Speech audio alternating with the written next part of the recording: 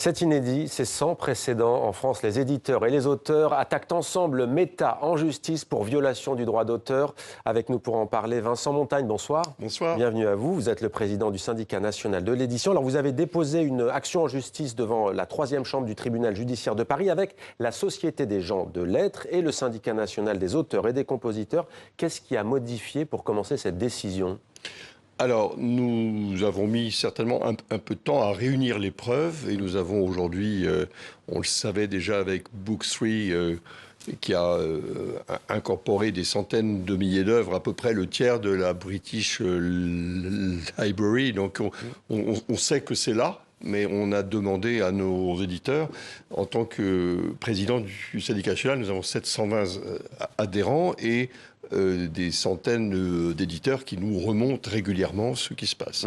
Alors le groupe américain dirigé par Mark Zuckerberg, qui possède notamment Facebook et Instagram, est accusé de piller massivement des œuvres protégées pour alimenter son modèle d'intelligence artificielle générative baptisé Llama. Est-ce que vous avez un exemple concret à nous donner ? Nous n'avons pas voulu ici, à ce stade, donner d'exemples concrets, précis, parce qu'ils sont réservés au tribunal. Et donc, c'est les tout comme le nombre. C'est voilà, c'est les avocats qui sont en train de préparer et d'instruire le dossier. Mais les montants, ça se chiffre comment ? Vous ne pouvez pas nous le dire, mais ce sont des sommes importantes ? Ce sont des sommes importantes par l'accumulation. D'accord. Vous voyez, nous avons attaqué Google en 2006.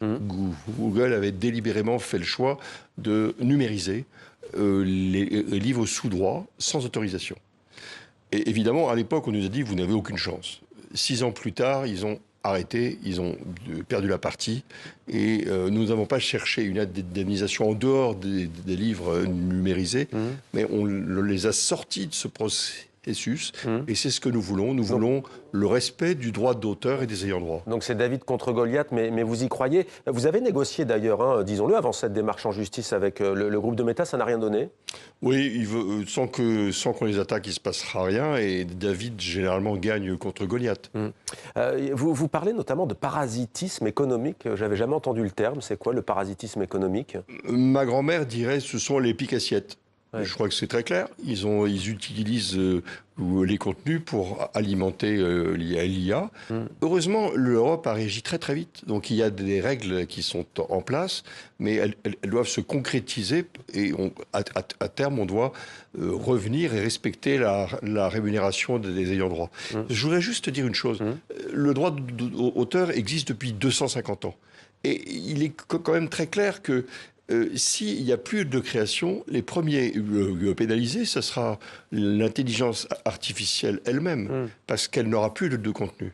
Donc elle doit, quand elle investit 700 milliards, je ne doute pas un seul instant qu'elle a les moyens de rémunérer les créateurs. Vous demandez donc le retrait complet des répertoires de données créés sans autorisation et utilisés pour entraîner les IA, mais avec autorisation, ça pourrait être le cas. Oui, et s'il y a un accord, il n'y a aucune raison de ne pas... Ils ont la traçabilité de toutes les données qu'ils utilisent, donc ils doivent rémunérer les créateurs. Vous parliez de la réglementation européenne, s'agissant du gouvernement français, puisque votre plainte est déposée en France. Qu'en est-il ? Est-ce que les autorités françaises ont eu écho de vos doléances ? Je pense que Meta est le premier que nous allons attaquer, que nous attaquons. Ouais. D'autres suivront, y compris les structures françaises qui pratiquent l'IA sans rémunérer les créateurs. Et bien sûr, le gouvernement est au courant. Merci beaucoup, Vincent Montagne, président du syndicat national de l'édition. Un dossier que l'on suivra évidemment sur TV5 Monde. Cela concerne aussi la francophonie.